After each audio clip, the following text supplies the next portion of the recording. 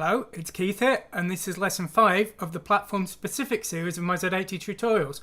Now, we've been looking at the Spectrum and the Amstrad and the Enterprise and the Sam Coupe in the past, but today we're going to look at graphics on the TI-83 calculator and the MSX.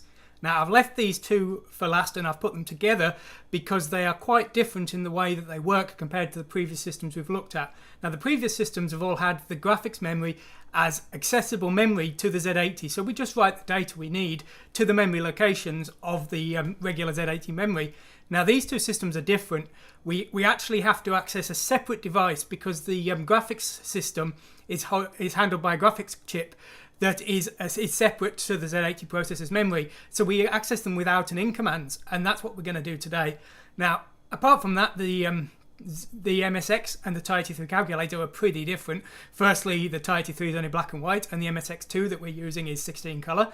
But apart from that, the way you control the screen is very different as well. But we're going to look at all of that, and the end result is going to be exactly the same as we've had for the previous lessons. We're going to be able to write bitmap data in a sort of XY format, and we're going to be able to do a black and white bitmap data, which we're going to use for our font. So you can see the example here where we've got the bitmap here and the letter A, and it's the exact same example code that all of the other versions have used. There's no changes at all here for these. All of the changes are in these modules here, which are doing the job of actually getting the data to the systems in the format that those systems need. And that's what we're going to have a look at today. So let's make a start. So I'll just move the TI-83 calculator over here. I should just point out, you can see some weird stuff in the background on the MSX here. This corruption here is not any bug in the code. When you turn the screen on, the memory still has bits of the data that the previous screen mode had, and it's simply that this code doesn't clear the screen that is showing. It's not a bug, so don't worry about that. But let's just move that out of the way, and let's have a look at what we've got today then. So let's make a start on the MSX then. Let's have a look at that. Now, to make a start, I think I need to explain how we define settings on the MSX screen. Now, the MSX screen has a total of 46 registers, and these are numeric values that apply properties of the MSX screen. Some of these are relating to the screen mode, others are relating to commands we might want to run. But whenever we want to tell the MSX to do something, we have to set some of these to make it happen. Now, the way you do it is quite curious. The MSX has a set of ports that are used to control the screen. You've got VDP data, VDP status, and VDP control. You've also got VDP palette, and there's this VDP indirect as well. We're not going to cover that one today, but VDP palette's obviously for setting the colors. Indirect access is where we start from a specific register and we automatically increment with every additional write. So we would define, say, port 1, and then we would send a byte, and that would go into port 1, into register 1, and then we'd send another, it would go into 2, and another one, and goes to 3. And this is useful in some cases.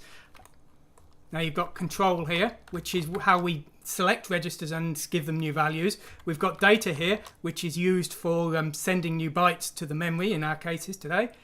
You've also got status, which is used for checking attributes. We have to use this during our interrupts because if we don't check the status, the interrupts will keep firing. And you've also got an in data port as well. You notice some of these ports are duplicated.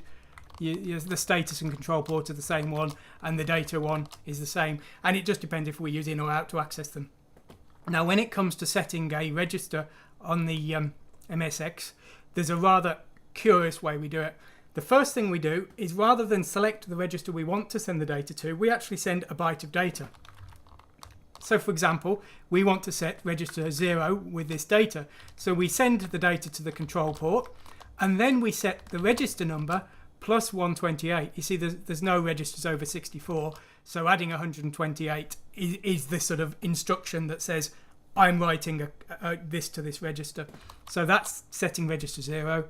That's setting register 1 to this value, and this one is setting register 9 to this value.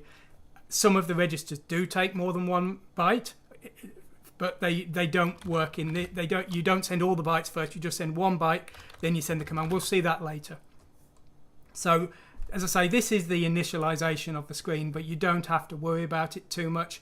If you don't understand what you're seeing here, which you probably won't, if you do want to really know it in detail, you really need to get the programmer's manual. There's this document here. The 9938 is the MSX2 graphics system, which is the only one I'm going to be covering at this stage in the tutorials. I may teach the V9K later, but I'm not going to teach the MSX2 Plus. I consider the MSX2 to be a better all-round system because it's cheaper and more widely available. So you can see there's a lot of technical details in here. We will probably go into some more detail of more advanced sprite usage later, but at this stage, if you want to know the full ins and outs here, then please look at that. But otherwise, just keep watching my tutorials and I'll try and teach you everything I think you need to know. So the first thing we need to do is on the MSX is we need to set up the screen mode. Now we're using the 16 color screen mode in my tutorials, and there's a variety of settings we need to set up to use this, but you don't need to worry about very many of them. Most of them you can just copy exactly as they are here, and it'll work in all cases that you're going to want to need. So let's have a look very quickly at them. So first we need to define the correct screen mode bits here, and then we enable the interrupt here. We then define the location of the memory and the sprite attributes. Now we're not actually going to use sprites. The sprites slow down the MSX graphics by 30%. So any sprites we use in my tutorials are going to be software sprites, if you will, done by memory copying rather than the hardware sprites, which do have a slowdown. Another thing that you may want to consider as a reason not to use hardware sprites is if you wanted to use V9938, the graphics accelerator, that doesn't use hardware sprites in the comparable mode. So by not using them, you have a very easy conversion path to the V9K. Whereas if you do use them, then you're going to have to rewrite bits of your code. So as I say, I didn't use them in Chibi-Akumas. I don't believe the game would be better. If I had used them, I believe it would actually be worse. So something to consider there. So we're just defining the background color here. I'm not quite sure what some of these do, to be honest. The way I got them was I set the screen mode up in BASIC, and then I captured all of the settings that the BASIC had used for the screen settings, and I just copied them into my code, and they work absolutely fine. Now we do have an option here for the size of the screen. I'm using 192 lines because that's more compatible with the other systems, the ZX Spectrum, for example. So when it comes to using the MSX graphics to print bitmap data, we have to access the memory directly in a bitmap form in the same way as we have with the other systems, but we have to actually use the out command to write the data. So the first thing we have to do is we have to tell the MSX what screen memory we want to access. We do it in the same way as with the other systems, so we've got the cross-platform compatibility with the get screen pos command, but unlike the other systems, we actually have to convert the data and send it to the MSX in the way that it wants to receive it. Now the odd thing about the MSX screen is the visible screen is 256 by 192 in the mode we're using. However, the virtual screen is 256 by 1024. What does that mean? Well, it means that there's other areas of the screen we can use for bank switching, where we start drawing one screen while the other's viewing and then flip them over, and the remainder of that screen can be used for our sprites. And this is how Chibi-Akumas works and how most games will work. I've done another video on this where I actually showed this in a bit more detail, but what happens is you load your or just draw your extra sprites in hidden areas of the screen which aren't visible, and then you copy those areas of the invisible screen to the visible area or to the bank or to the alternate buffer that you're going to show later, and that allows you to copy your sprites in and build the screen up and then flip and show it onto the screen. So we're not going to do that today, but that is the way you use that virtual screen to your advantage. That's why having 1024 lines when you can only show 192 is actually a good thing and not a complete nonsense. But anyway, so when we send data to our screen is 256 pixels wide. There's 2 pixels per byte, so it's 128 bytes wide. And you need to know that when you look at what you're selecting. So when you're selecting your XY position, the first 7 bytes of L is the X position, the position across, and the next 8 bytes are the down position. And then there is some more bytes as well, because as I've said, we're going over the memory limit of a 16-bit number. The system has 128k of memory. We can only address 64k of memory within a 16-bit address bus. So we're using H, L and A together to define the memory address that we want to access. So the get screen pos command converts our usual XY coordinate in BC into a physical memory address of the MSX, and then sends it to this set write address command here. So let's just have a look at that. As I've said, this is all quite complex, but you don't need to worry about it. You don't need to understand it. You just need to use the commands I've provided you, and it's only if you want to change them for your own purposes you need to start digging into it. But I just want to explain things to you here. So here's the format that the MSX actually needs, the VDP on the MSX actually needs. So we've passed a pretty linear HLA memory address, but when it has to get to the VDP, you need the X position to be these bytes, and then the Y position to be these bytes plus this byte here. M in this byte here is actually the mode, which is either reading or writing. We only do writing here, we don't read back. And then SS here in the top part of A is the bank. If you imagine the screen being 256 by 256, there would be 4 banks within our 128K of memory and our 1024 lines. So that's why this is. So we have to do a bit of shifting around of the bits to get it into the format that the VDP needs. And then we send the first byte here. Then we tell it we want to write this to register 14, which is the register that handles the direct address access of the memory. I say direct access of the memory, but we still have to access it via out commands. We can't access it within system memory. So then we send the other bytes here after that first one, and the direct memory address register is a bit unusual compared to the other ones because it does take 3 bytes. So there we go. And so once we've got to this point, we can then start sending bytes, and they will be written to the memory in a linear format. So as with the other systems, it will move along the screen and then start across on the next line down.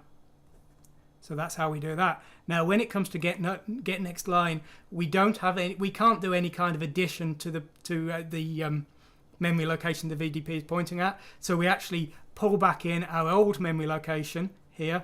We then add to that, and then we use this command again to reposition the cursor. This is all going to be a little bit slow. The way we're doing things here is a very compatible way compared to the other machines we're using, but if we really wanted the speed, what we would want to do is load these sprites into that hidden area of the screen and then fast copy them to the visible area. But this is a good way of getting a common way of working with all the systems without too much hassle, and it's going to do for the beginner stages. If there's interest in this series, I will go on into much more detail, and I'll show you how to use the example code I use in Chibi-Akumas, and you can use my sprite routines if you want. So that's how we move around the screen, that's how we initialize the screen, and that's how we define the address we want to write to.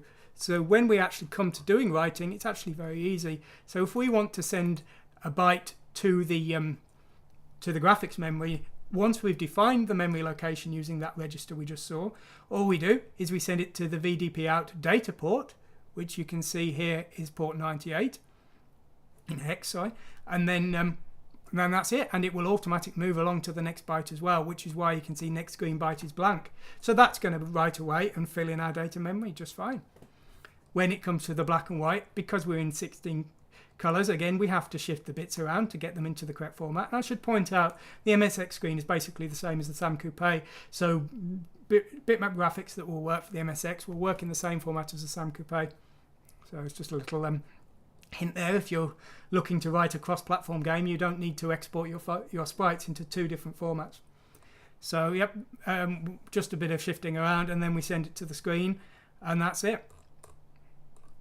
So a lot of hassle getting things set up, but really apart from the pain of using the out command, if you will, it's not really any different. Now the out command and the load command are actually pretty much the same speed, so there's not too much disadvantage in doing things using out commands in this case. But if we were using stack misuse to write our sprite data, or we were using doing a fast fill, for example, using the stack pointer and push commands on the CPC, that'd be very fast. There's no equivalent on the MSX, and using a lot of out commands to fill that screen, especially because the screen is 24K, will be quite slow. But anyway, it's not a major problem, as I say. It's a great compatible way that we can have one example program here that will work on all the systems in roughly the same way, and that's why I'm doing it here. So that's the MSX basically covered. Let's have a look at the TI-83 calculator. Now on the TI-83 calculator, there is quite an interesting mode. The TI-83 calculator has a very small screen. It's only 12 characters wide and 8 characters tall, so very limited space. And because of that, it does have a quite interesting built-in function to allow for narrow fonts where each character will only be 6 pixels wide. And the way it does this when we turn it on is it actually ignores 2 of the bits of the data that are sent to be written to the screen. Now, usually I would be doing things using the hardware native mode, but because the TI-83 screen is so small, I have actually included support where I will automatically scale down the 8 character wide font to make it a little bit smaller. So you've got this TI small option here, and if we just enable that and then do a build, let's have a look at what that looks like. And so now the font is smaller, and you can see there's some pixels missing from the letters here, and that's simply because, well, I had to miss bits. I can't do any interpolation. I've only got 2 colours, but I think you know, it gives an extra option, and it does allow a little bit extra information on the screen if the game you're trying to write needs some extra text. So it didn't take too much work to support it, but that is something that I'm offering on the TI-83 with these functions that doesn't exist in any of the others. This TI small option won't work on any of the other systems. So anyway, let's have a look at the actual how we actually get the TI-83 to do its work. Now, the TI-83, we're having to use the firmware to write data to the screen to a great extent. The hardware is very, very limited on the TI-83 calculator, obviously.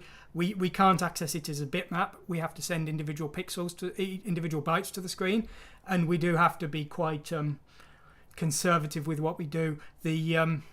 The TI-83 calculator screen is very slow, and we have to wait quite a lot to make sure that it's actually updated itself, because if we keep sending data to it, everything's going to go wrong. So you'll see a lot of this LCD busy quick command, and what this does is it's a firmware call which will delay things for long enough for the calculator's display to catch up. So that's the first thing to know here. So let's have a look at the initialization. I've put a little cheat sheet here. There's very few commands you can send to the TI-83 calculator. So let's have a look at them. So the first thing we do is we turn off interrupts. We then pause to let the screen get ready for our first piece of data. We then either send a 0 or a 1 to the screen, which defines 6 pixel wide characters, or 8. As I say, it actually, if you set it to 6, it misses the last 2 pixels. So it's me scaling the font, as you'll see later, not the system doing it for you. And then finally, and this is tricky, we want to automatically move across the screen when a byte is sent, but you'll notice it says here auto ink Y. Now I don't know if this is something to do with the LCD controller, maybe the screen's rotated, but in a lot of the documentation, and boy did this cause me trouble, in a lot of the documentation Y goes across the screen and X goes down. So obviously, generally speaking, I define X as across and Y as down, and I think pretty much everyone else does as well. But you will see when you're setting auto increment modes for Y, it's talking about across the screen, and when it talks about X, it's talking about down the screen. So be very cautious there if you're messing with this and if you're reading the documentation. So this means whenever we write a byte to the screen, the cursor of where the next byte would go will automatically move across one. That's all that does. So not much setup for the screen, but then again the screen doesn't have much it can do, so that's probably not surprising. Now, unlike the other systems, we don't calculate what the memory address we're going to write to is. Instead, we're actually sending an XY coordinate as commands. Now the way you do it is you decide what column and row you want, and then you add 80, hexadecimal 80 to the row, or you add hexadecimal 20 to the column, and that's all you do. It's very easy. So we load in BC with the XY we want. We then add those values. We send them to the port, and of course, if you look at the possible values here, you'll notice there's no overlap. So the system knows just from the single byte what the command is and what the variable is. So there's no problem there. Obviously, pausing all the time just to make sure it keeps up, and then you've got this LCD COM, which is the port for sending commands to the LCD, and you can see here COM is 10 and data is 11. There's very few ports on the TI because it's such a simple system, and that's really all we do. Now we back up the BC for later, because when it comes to getting the next line, we don't have a line down command, so all we do is we reload the original ones, move the Y position down one, and then send C and B back to the command port, which will move the cursor to the new correct location for us to start writing data again. So that's the locate command and the initializations. When it comes to sending data, really very, very simple here. The basic version is you just send the byte to the data port, and then just wait for the LCD to catch up again. Very, very simple. And when it comes to the 2-bit bitmap, the font, well, the entire system's 2-bit, so not much to do there. So we just send it again straight to the screen, and that's it done. The only tricky thing comes with regards to this this narrow font, this 6-pixel wide font. As I say, I'm having to do the work myself to get the font reduced in size.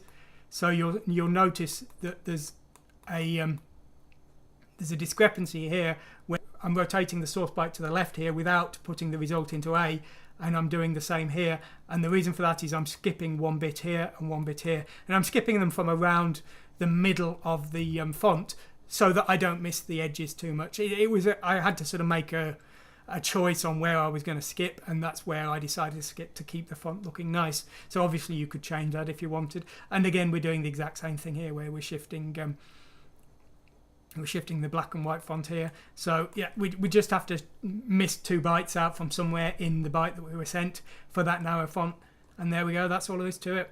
So really very simple here. You know, the 2-bit fonts are very easy to work with. The only tricky thing is we have to know how to negotiate with the graphics hardware a bit more. Hopefully I've done all of that for you today. So please let me know if you like this tutorial. I hope you did. We've covered all of the graphics systems we're going to cover at this stage. I say at this stage because I have something planned later where we're going to cover the Game Boy Color, the Sega Master System, and the Sega Game Gear. We're going to cover those as well because those are basically Z80 systems, but we're a bit too premature to do that just yet. But these are the computers that we're going to cover for graphics, so I hope you've enjoyed all of these. I hope you've learned something. If you've not seen the Amstrad CPC tutorial on the graphics, I'd suggest you look at that because I go into some detail of the example there, because it would help you if you knew that. But if you don't worry, because we are actually going to cover a more advanced version next time.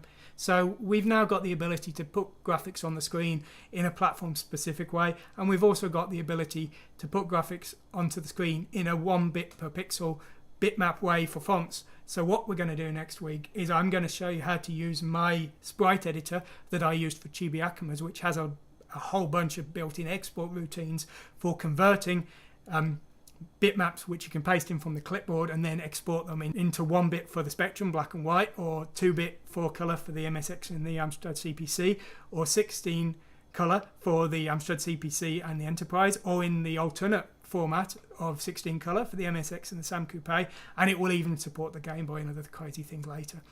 So this program will allow you to create 1 bitmap and export it in whatever format your system needs for this platform-specific bitmap at the top. It will also allow you to design fonts and export them in the format that I will give you a font routine for. So we will be able to print text to the screen without using the firmware, and this maybe will give you a bit of a teaser for what's coming next.